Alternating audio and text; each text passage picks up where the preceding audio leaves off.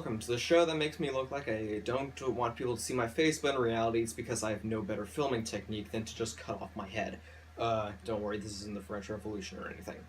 So today, we are talking about Period 2 and the organization and reorganization of human societies. This occurred from 600 BCE to 600 CE. Write that down, that's important. Key Concept 1. The development and codification of religious and cultural traditions.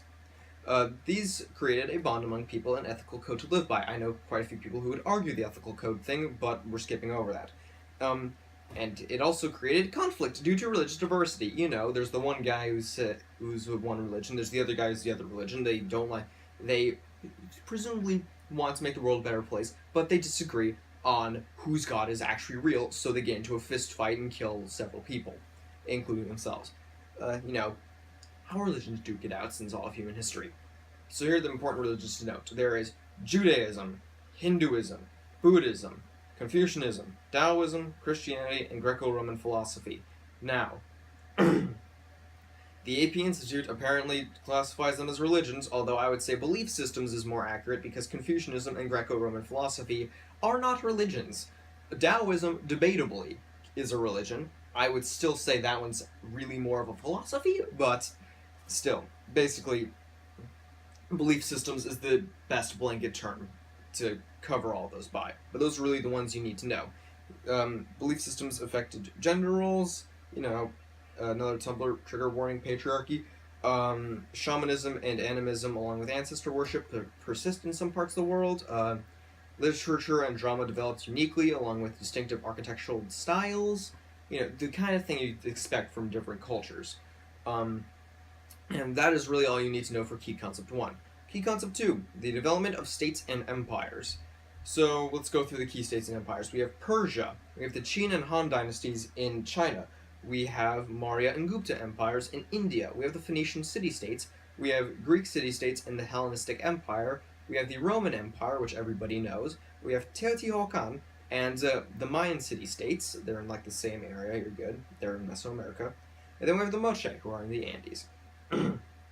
Now, all of these had centralized government and elaborate legal systems and bureaucracies.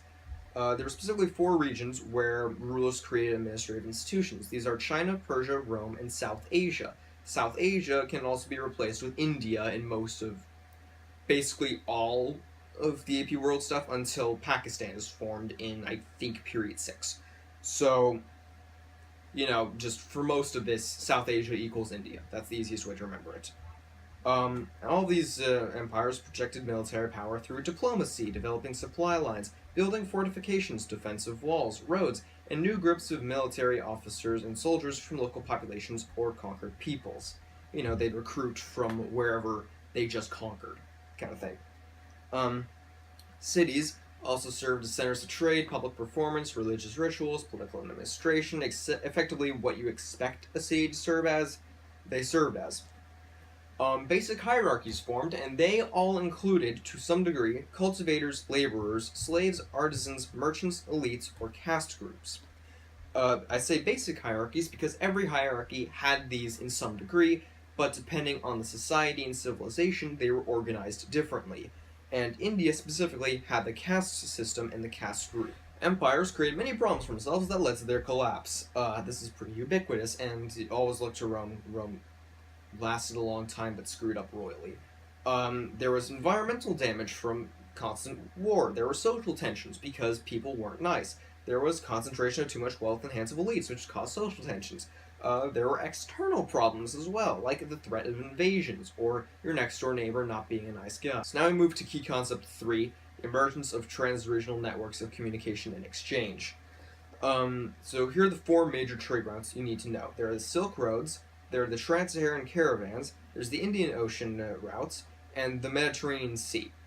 That's where all the trading was going on, and the easiest thing to remember about the Mediterranean Sea is that at some point Rome conquered everything. There was also domestication of pack animals, which made land trade routes much more viable. There was horseback riding, they had yokes, saddles, and stirrups for basically everything else. There was also innovations in maritime technology and advanced knowledge of monsoon winds. This effectively made sailing much easier. Um, and now we get to the big one, trade. There's the trade of goods, people, technology, religious and cultural beliefs, the incredibly redundantly labeled food crops, domesticated animals, and disease pathogens. There's the spread of crops, specifically rice and cotton, from South Asia to the Middle East, which encouraged changes in farming and irrigation techniques. There was spread of disease pathogens, contributing to the decline of some empires. Basically Rome. There's a lot going wrong with Rome at that time. And then there's also religious and cultural traditions that changed as they spread, which is Christianity, Hinduism, and Buddhism. So yeah, and important thing to note, Rome did not collapse until, I believe, close to the end of this period. I think it was 450 CE that they collapsed. Or no, that was when the Byzantine Empire was initially formed. They collapsed around 600. So around the end of this period, beginning of the next period, they collapsed and there was just the Byzantines. But we get to that in the next episode. So, once more, I hope you enjoyed this. I hope you found it entertaining. If all that fails, I hope it at least was somewhat worthwhile as a study material.